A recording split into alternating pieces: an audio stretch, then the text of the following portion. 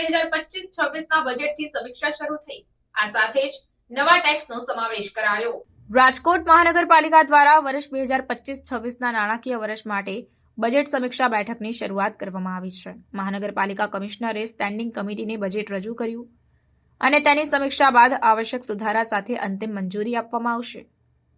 નવા બજેટમાં મુખ્ય સુધારા તરીકે ફાયર ટેક્સનો ઉમેરો કરવામાં આવ્યો છે, જે શહેરમાં આગ સલામતીને વધુ મજબૂત બનાવવાનો ઉદ્દેશ્ય રાખે છે। સાથે જ ગાર્બેજ ટેક્સમાં વધારો કરવામાં આવ્યો છે, જે શહેરની સ્વચ્છતા અને વેસ્ટ મેનેજમેન્ટ સેવાઓમાં સુધારો કરશે। જાહેર જનતાને પરવડે તેવું બજેટ લાવવા પર ધ્યાન રાખવામાં આવ્યું છે।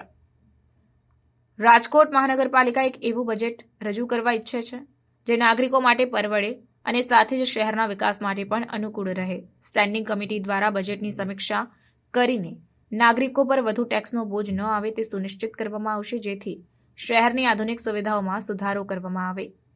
બજેટ સમીક્ષા પ્રક્રિયાની શરૂઆત કરવામાં આવી અને સમગ્ર ચર્ચા બાદ આવશ્યક સુધારા સાથે અંતિમ બજેટને મંજૂરી આપવામાં આવશે। રાજકોટ મહાનગરપાલિકા આશ્વાસન આપી રહી છે કે બજેટ નાગરિકોને હિતાવહ અને વિકાસલક્ષી રહેશે।